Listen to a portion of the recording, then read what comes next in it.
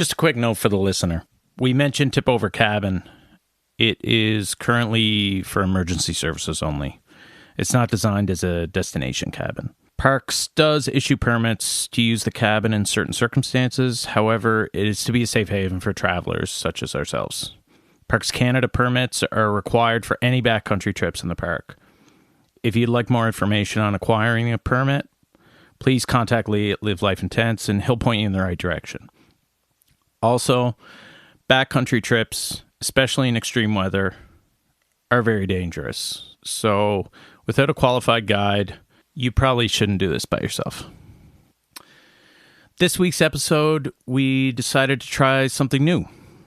While rejoining civilization was fresh, I took the chance to sit down with our team from the latest trek. We really hope you enjoy what we put together.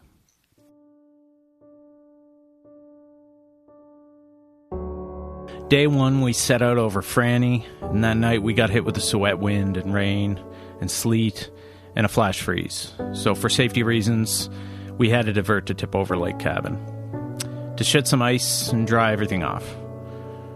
We picked back up the journey and crossed White Hill, the highest elevation in Nova Scotia at 535 meters, but we're still left a day behind on hitting our benchmarks. We're going to try and complete the original route, but due to the raging waters of the Shetty Camp River and the lack of ice when crossing a main tributary, we were forced so far north that it no longer made sense to continue the original route, and we decided to complete the journey at French Mountain. 58 kilometers, 2,029 meter elevation change, 4 nights, 5 days, enduring sweat winds, rain, sleet, hail, snow, flash freezing, not to mention some of the harshest terrain on the island. We successfully, and without any major mishaps, crossed the Highland Plateau. Frostbite, water crossings, blisters, wet frozen boots, whiteouts, hypothermia, and dehydration aside, we conquered this monumental feat with grace and resilience.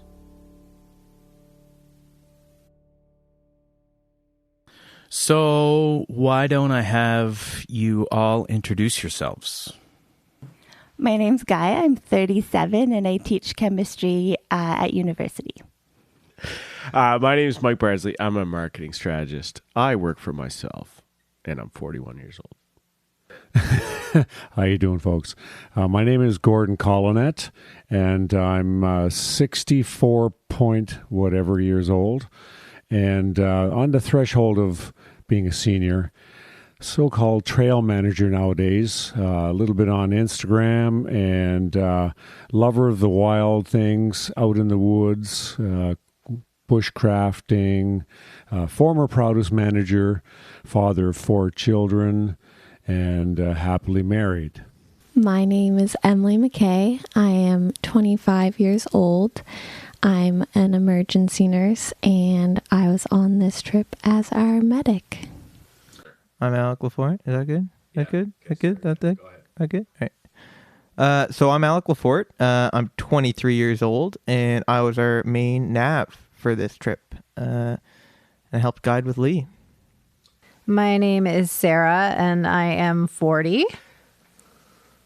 And I like to hike and do outdoor things, and also lay around in bed and watch television. Hi, I'm Hillary Tatlock, and I'm a firefighter, and I am 31. What made you want to cross the Highland Plateau with us? The challenge and learning a little more about winter camping. I think we should all chase discomfort.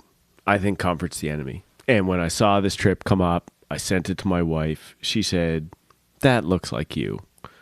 And Lee and I have known each other for a couple years. He's been trying to get me to go on some of these trips, and this looked like one that was a legitimate challenge across a part of the earth that very few humans have traversed, and you have to do it in the winter, which is, it carries a lot of X factors. It carries a lot of things that can be dangerous and uncomfortable and not that fun, but it's the only way to get across. I don't think you could do it any other time of the year, and this was really, really a special trip. I wanted to find my inner boy. It's been a long time since I really did what I wanted to do. We're always constantly following status quo or whatever anyone else to do, like friends that want to do stuff that's on the fly. So I do that all the time without question, but it's really cool to get into something more adventurous and find your inner boy. So I think I found that. I love doing anything that's a little bit north of madness. So, I mean, the recipe for an epic adventure is just good people, moving, pushing yourself, and outside. So those met everything I wanted. There's multiple things. I spent the last 6 weeks pretty much confined to a building. And getting out for a week in extreme weather is exactly how I like to spend my time. So, first thing I saw was Whitehill, and the second thing I saw was everybody looking so adventurous and doing something in the winter that involved hiking and backpacking combined was kind of where my next level was feeling. It looked very difficult and it definitely pushed me, and that's what my goal was. Something new, something that I haven't explored yet. I needed a new adventure, and I needed something to push me out of my box because I have never done winter camping, but I've done a few backpacking trips. What was the most challenging aspect of the trip? The disappointment on Lee's face when I started puking 30 minutes into the trip.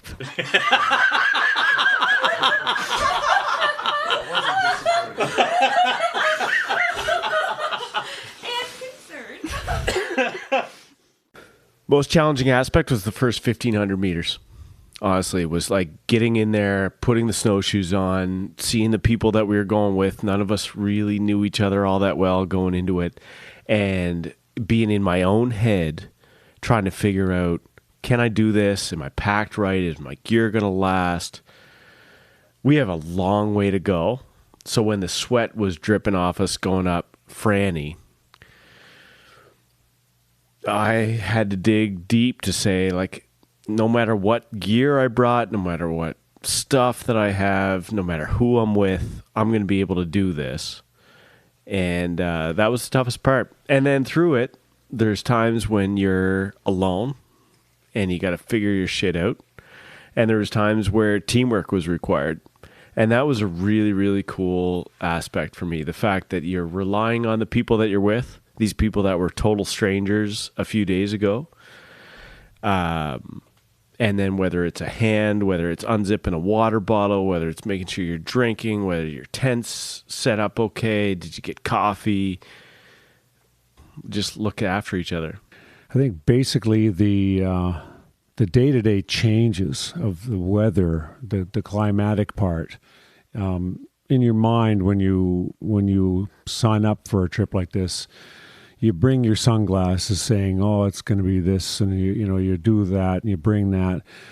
I found every day was just like a new challenge every morning, so I really appreciated the variety of the whole aspect of the trip.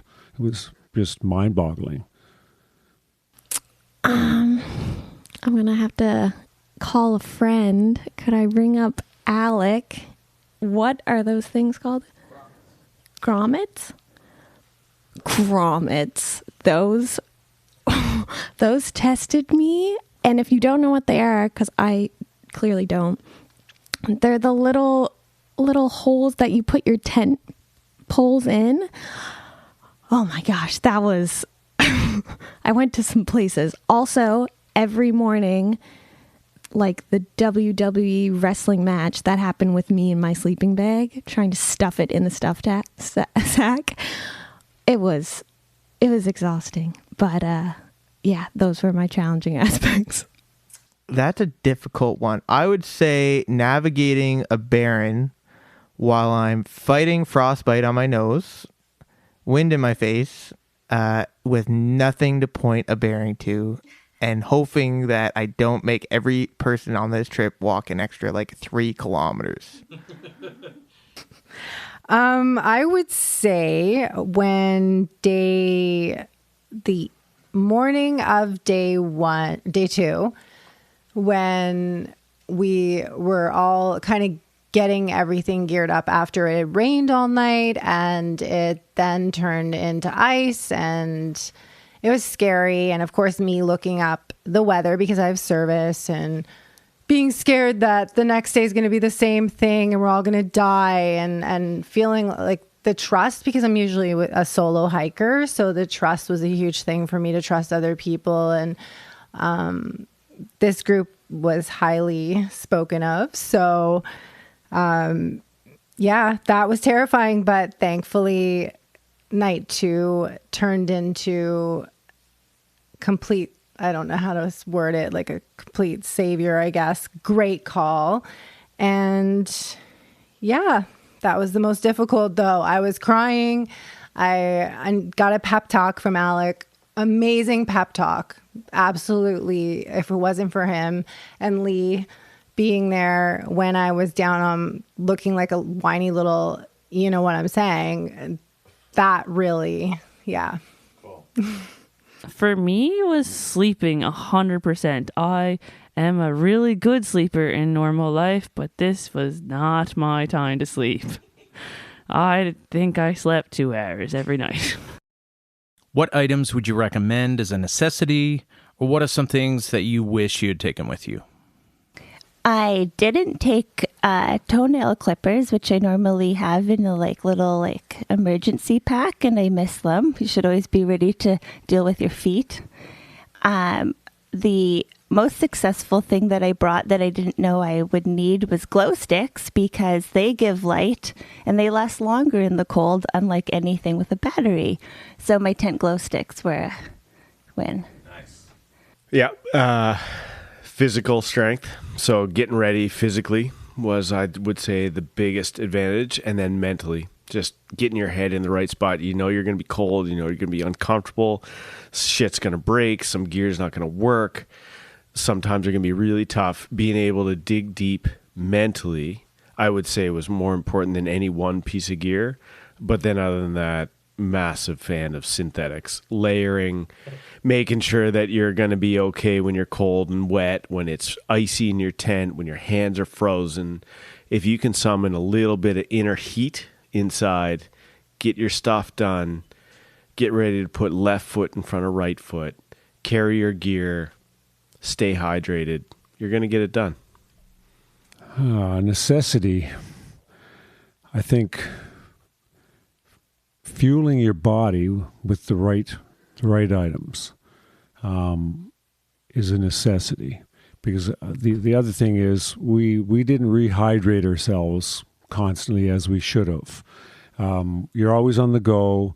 You're always shivering. You're always cold. There's a little adversity.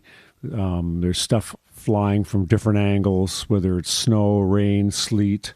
Waiting in the lineup for the next bearing. So, yeah, it's something along that line.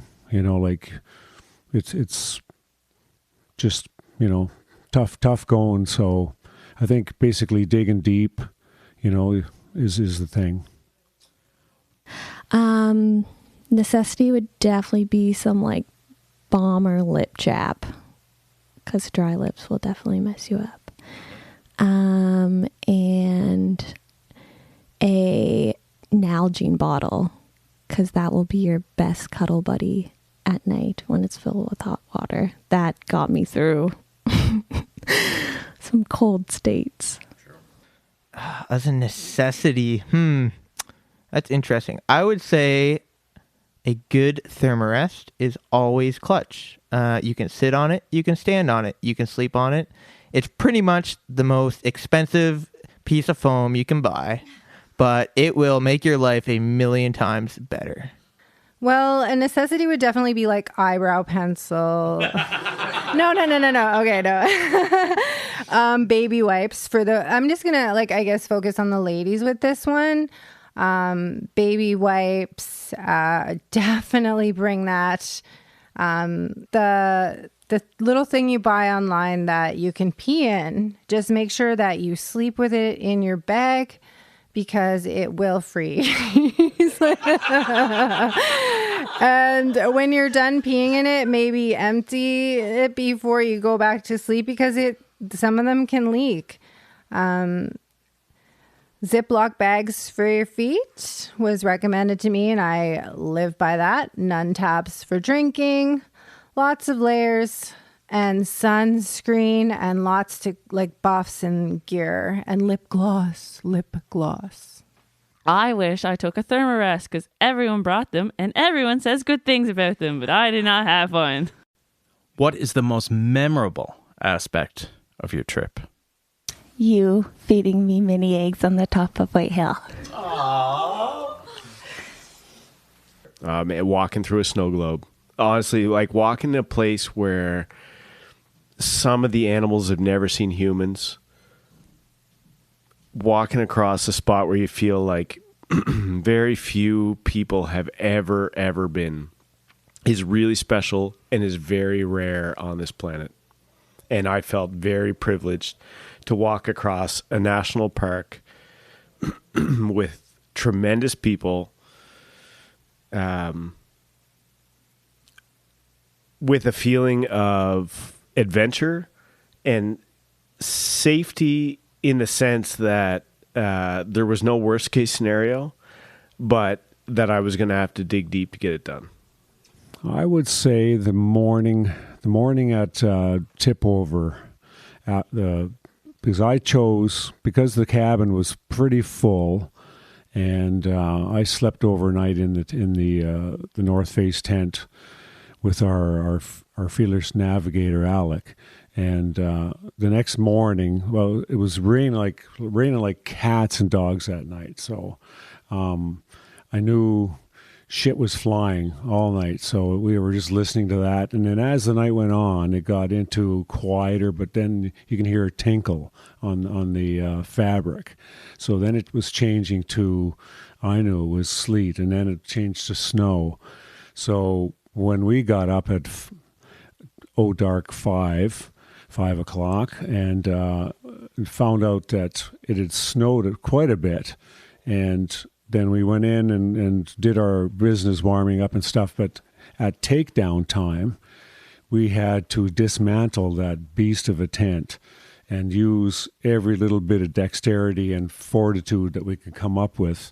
And I even took out my pocket warmer and hugged the knots to warm them up a little bit, blew on them and whatever it took to undo them. I still have sore fingers today for it, but that was pretty memorable. Honestly, the whole trip was epic. I wouldn't have changed anything, even the rain. It was wicked.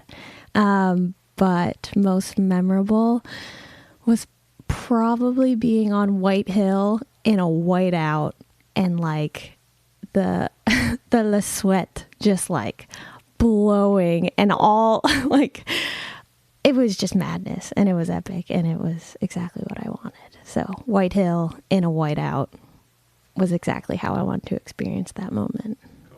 Most memorable is definitely not actually on White Hill, because the wind sort of maybe not died down, but the snow died down, so I could kind of see. But approaching the Barren prior to White Hill, I had literally nothing to look at. And I'm trying to shoot a bearing. I messed up for about 50 meters, but looking back and being 8 people are following me into the abyss. And they trust this 23-year-old with a map and a compass, not using his GPS, to get them from point A to point B. That would be the Barrens, the first Barrens that we reached when it was super snowy, and the winds were like gusting, like 70 plus, like 100 kilometers an hour. And we were like holding on to our poles and like, bang, bang, bang, like just, and we were like flowing over. Some of us were like falling, and everyone was just like holding on for dear life. And there's Gord right in front of me being like, this is awesome, isn't it? This is awesome. I was like, oh my gosh. And then I was like, adrenaline junkie paradise. Like at the end, I was just like, that was worth the entire trip. Just that was, and the moose. We saw lots of moose, and that was amazing.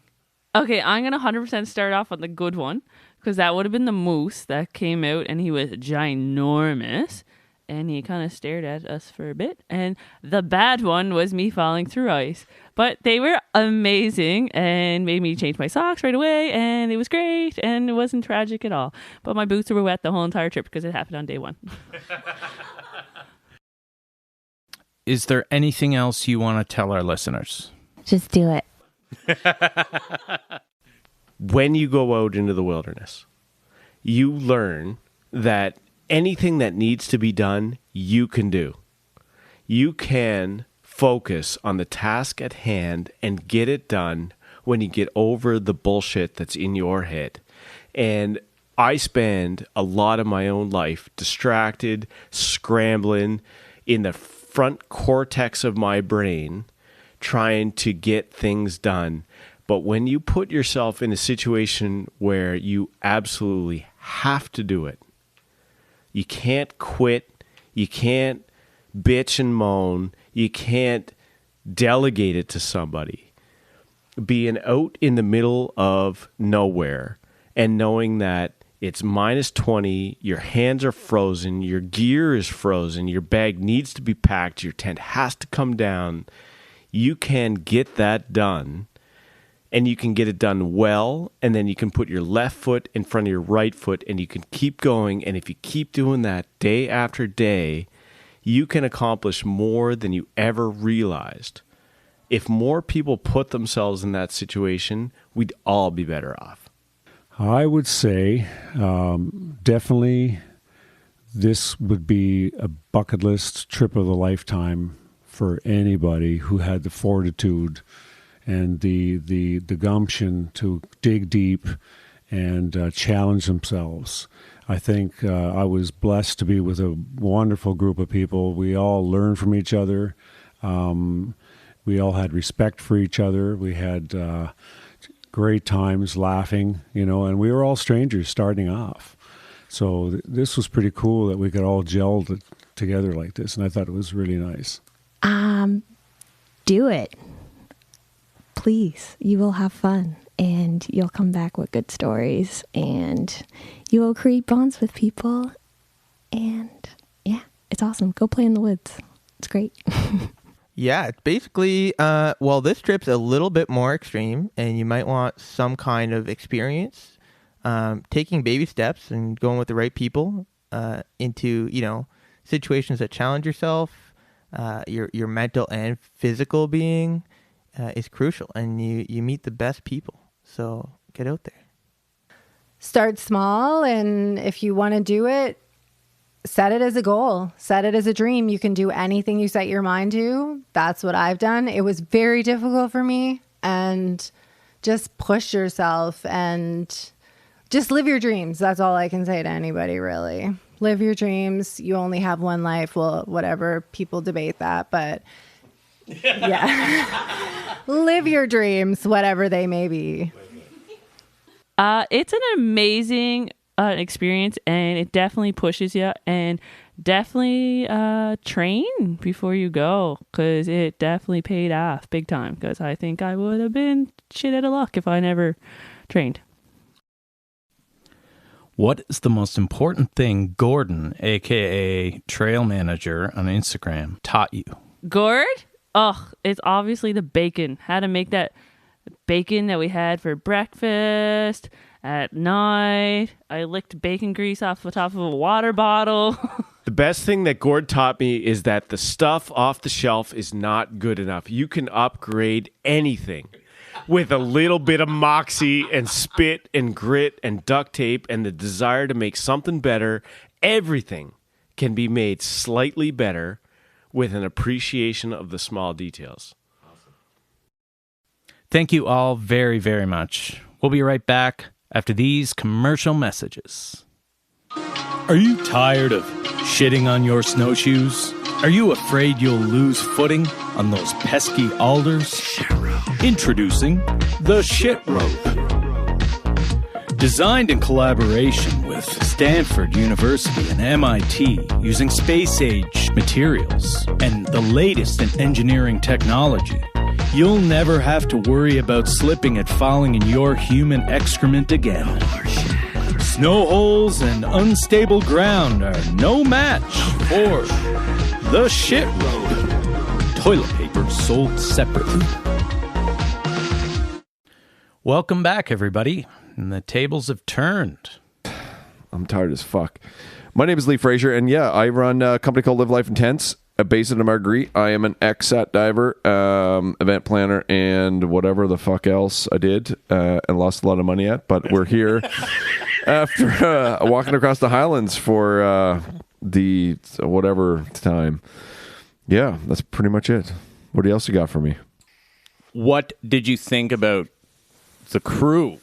Tell us about the crew when we crossed the Highlands. Tell us about the experience. Yeah, it was a good experience. This is we did this trip 2 years ago. Was the first trial run doing it with people that applied to it, and that was challenging. Being the first group that we've navigated through a multi-day backcountry trip, which wasn't a group that was close friends of mine, that I knew everybody's experience level and I knew what everybody was capable of and how hard we could push one another.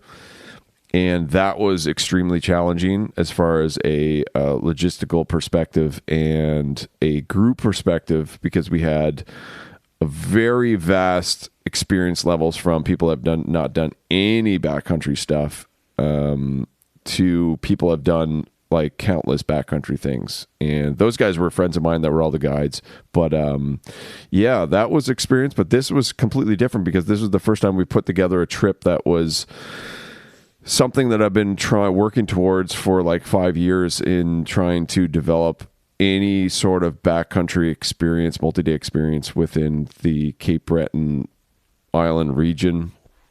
And I remember in November, December, I don't know, I messaged you and I said, we're going to put this up. I was pointing at Alec for people that are listening. And I put it up and I was like, I have no goddamn clue whether or not people are going to be into this or not. This is something that I think that is like a very valuable experience for people, but who knows? We're just going to throw it up and see what happens. And out of the gate, for the people here, and well, obviously the people listening, it was a lot of negative feedback out of the gate because people are like, wow, it's fucking super expensive, blah, blah, blah. And I was just like, that is food, preparation, time, effort, guides, all that extra experience. And from like, even within our organization, from the people like Alec, myself, Mac, who came in to meet us, who was one of the original guides on the trip. We usually do it with 4 guides just for safety factors. That's where Emily came in as a medic, and Canary came in as backup to fill in for Mac. So we had, evac covered. So if we needed, because last time we did this trip, for the people that are here that didn't know about the last trip or didn't listen to podcasts about the last trip, we had to evac people out of the last one because it was beyond their capabilities. And so we learned from that one. But yeah, this was like a very challenging putting it together. It was, but the group did really well. It was also this trip, even though the last one we hit like minus 40 and the last day we pushed like 20 some kilometers to get out, this was a little bit more challenging because we had a complete variance of weather and everybody handled it very well. And even for us making split time decisions based on the group, and I know Alec and I talked about it quite a bit, and we're like, I know what we can do, but it's not what we can do, it's what the group can do as a collective and what's best for the group. Yeah, so it was a challenge on our behalf, but it worked out really well. Everybody did really well. So,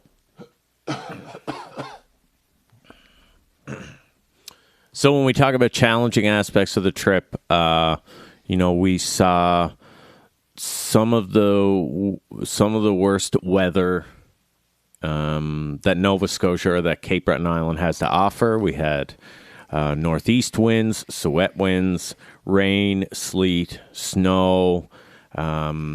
We had thawing and frost, and we had all of these changing weather conditions. What do you think was the most challenging aspect of the trip for the group? Dealing with the change of weather. Yeah, 100%. The Highlands, like every time we've done it, has been a variance of difficulty.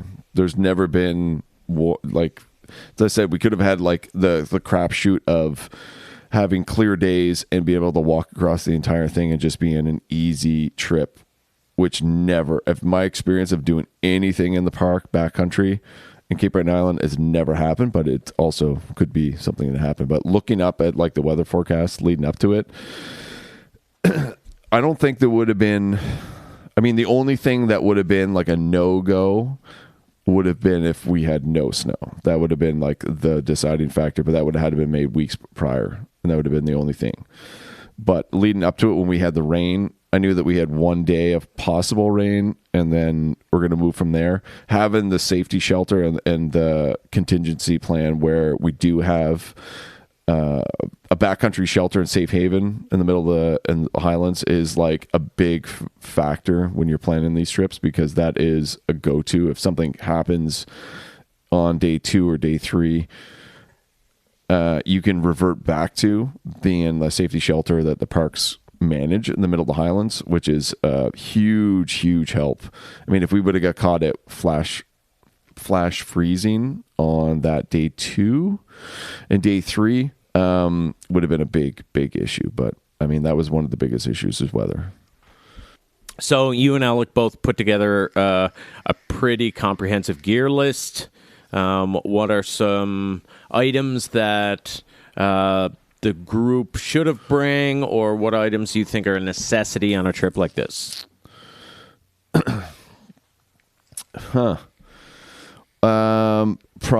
all about proper gear. And I've always said this, and we did a podcast about it, is about, you don't technically, as long as you have like the gear, like essentials, like merino wool and stuff that is like not cotton. That's like 2 years ago when we did this trip as a trial run. I gave out pretty much a similar list. I was less strict on it, whereas I gave the list to people and just went with the expectation that people would abide by the list. However, when we got on the mountain, some people just had one jacket. Say, for instance, had like a parka. They're like, we're going to hike. They think winter, we want warm. We're going to hike with a parka. That's it. We're going to bring that. And it got to like the top of Franny where we realized that 2 people only had one jacket and they were already sweating like crazy. So that causes a huge issue. And it was horrible that we had somebody that left and we had to evac them. However, that created the fact that my brother could have left his gear back with us, and then we could distribute that amongst the group, and that helped us out in the long run. But it's more or less about getting the advice, looking at list and having the proper gear. Like you're doing a shelter in the day, base layers, and then when you get to camp, you have a dry set of kit to put on. That's one of the biggest things. Snow anchors. Yeah, snow anchors were a big thing as far as tent wise, and with a varying weather, we try to get shelter. But yeah, snow anchors are fucking crazy what they can take for wind. That's one of the biggest things, and also boot bags. Boot bags. Yeah, co-op bags, buddy. Discontinued. Sobeys on my side of the island. Yeah, well, I mean, I got like bags and bags and bags and bags of those. What is the most memorable aspect of the trip for you? Getting stage 1 hypothermia. If I'm so used to breaking trail and being up front that I sweat like a motherfucker, and then being in the back and having to go at a slower pace, was completely different for me on this one because I'm used to being, like I said, breaking trail and being in the front. So you're constantly working up a sweat, and you're normally going through powder, and you're normally breaking trail. So you're always hot the entire time. So normally I'm wearing almost nothing, whether a shell and a thin base layer, because I'm so hot. But this time, because I was more in the rear and not walking as fast as I normally do, that was a big challenge for me. Because when we hit White Hill that day and not drinking enough water, and I didn't notice it, but then Alec pointed it out, and he's like, well, you're wearing multiple layers, you're cold, you're going into hypothermia. I'm like, fuck. And then that night I end up getting like shivering all night and then catching up the next day. But it's you slip into it, and I didn't even realize it, and I should have realized it, but Yeah. thank God Alec pointed it out. Otherwise I would have been shivering in a tent for 3 other nights. Is there anything else you want to tell the listeners that would want to challenge themselves for a trip like this? If you think you can do it, you can pretty much do it. You just have to trust the people that are taking you on that trip. And luckily, between the people that we choose doing it, like when we do trips like this, it's not necessarily like I've done this since I was a kid. I've lived I've been doing backcountry stuff since I was 5 years old, and I'm very comfortable in that environment. However, I have like my patience does get a little thin here and there. I realize that, and I catch myself once in a while. Hope people don't take it the wrong way. It's just because I grew up in a certain way, whereas you either do it or you fucking fall behind. That's been my entire childhood. That's been my entire work experience. So either you make do and you deal with people yelling at you, and you deal with very slim margin for error, or you don't, and you're fucking gone. And that's how I grew up. So yeah, it's just like, if you think you can do it and you trust the people that are doing it with you, as long as you're with qualified people. And for doing trips like this, we try to choose the most qualified people, and we refer back to. It's funny. It's like a lot of people that helped us plan these trips. Like the very first trip back in 2009, when we did this trip specifically, was planned by guys that were in the military. My brother's military, Alec's military. I'm obviously not military. However, we do a lot of military planning type stuff, and I'm glad to have people like Alec and people like my brother and people like Roby, who helped plan the original one, to help us along. And then we have people like I said, my friend Mac, who's a paramedic, and he's one of the more experienced guys doing any backcountry here. And just to trust those people to get you from point A to point B is the biggest thing. But we can get you from point A to point B. You just got to put your trust in us, I guess. I don't know. Well, that's great. Thanks, boss. Everybody give our fearless leader a round of applause.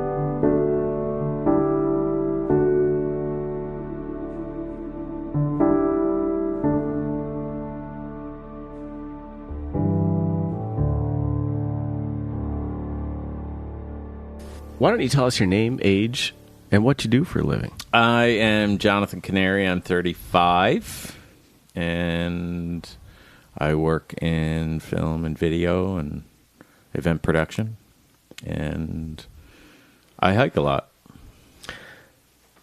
What made you want to cross the Highlands? What made me want to cross the Highlands? Again. I heard about this trip when they did it a few years ago, and I said, man, I wish I could do that. And Lee was like, well, why can't you do it? I'm like, I don't know, man. I'm super out of shape. I'm a recovering drug addict. He's like, no, we'll do that. We can do that. And so when the trip came up this year, I was like, yeah, fuck yeah, I'm in. What did you find the most challenging aspect? The most challenging aspect, I I think just like working through sore feet. You know, I have like a bunch of blisters and a broken toe, and it's just like working through that was the most challenging. The rest of it I was okay with. You had to grind, you had to dig deep. What do you think that people who don't do trips like this are missing out on?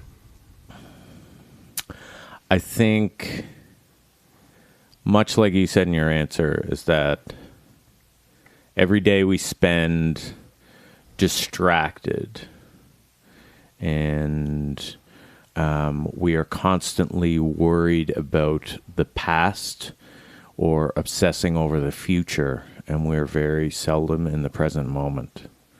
And when you isolate in nature with a group of pals, especially in a survival situation like this, which, make no mistake, this was a survival situation every day of this 5-day trip, you know, you are shocked into the present moment.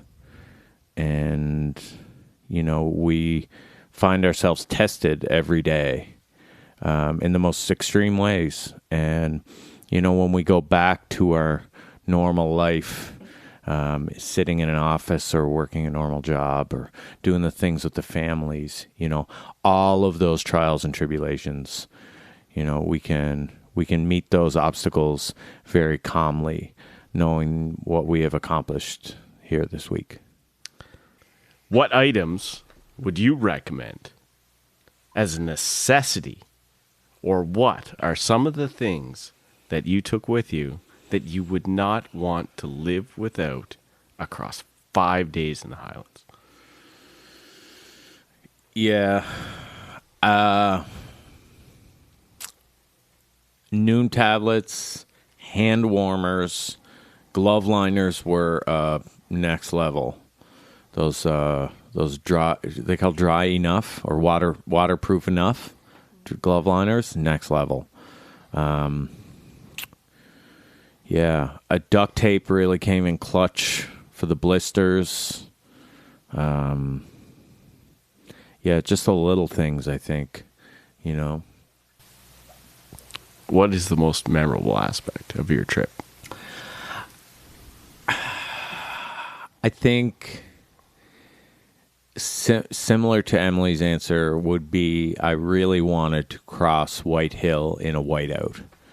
And just all of us having crossed a like 1.5 kilometer barren to get up there. And it was just 100-kilometer-an-hour winds, and the wind was blowing and the snow was crazy, and just being up there was just incredibly exhilarating. And I think just like all the little moments that we got to share with each other this week that brought us together, I'll never remember all of them, but, you know, we are now bonded for life because of those small little moments we shared together. Are you ready for a rapid fire? I'm ready for a rapid fire. Go ahead. Who had the best tent setup consistently? Best tent setup consistently. I mean, I want to say me and Lee. Because Lee did all the fucking work. What is the most delicious Happy Yak option? Shrimp curry with goldfish added to it. What is the number one snack to put in your left pocket for when Alec needs to stop for a nav check? Am I feeding Alec? You're feeding yourself. I'm feeding myself and possibly Gaia mini eggs. What is the number one thing you learned from the trail manager? The number one thing I learned from the trail manager is that, you know, oftentimes we go out into nature. We go on these trips and we pack camping meals. We pack camping gear. We pack all of the things that are segregated to camping or wilderness survival. But we forget to pack some of the small luxuries of everyday life, like a pound of bacon, or, you know, you guys enjoyed a Jägermeister with bitters in it. Like some of those little luxuries from everyday life that you can crack out and just really get a wow out of. Because, you're in a situation where, you don't have access to those luxuries. So when you get them, they taste so much sweeter. Last rapid fire question. What do we pull out for Harambe? Dicks out for Harambe. Yeah, buddy. Cheers, bud. Cool. Dicks out for Harambe. We really hope you enjoyed this episode. You can find everyone's socials in the show notes. Big thanks to Lee and Alec for putting this trip together and Emily for tending to our medical concerns. Special thanks to Hilda at the Inverary Inn in Bedeck for the amazing hospitality. You really are a gem. And thanks to Jeremy for the transport and David and Kathy for helping with transportation and roadside snacks. And big thanks to Jamie Folds at Sound Park for help on the shit rope. Check us out at livelifeintense.com or at livelifeintense on all socials. And I'm Jonathan Canary at Sounds of Fire on Instagram. And I am going to go soak in some Epsom salts. We'll see you next week.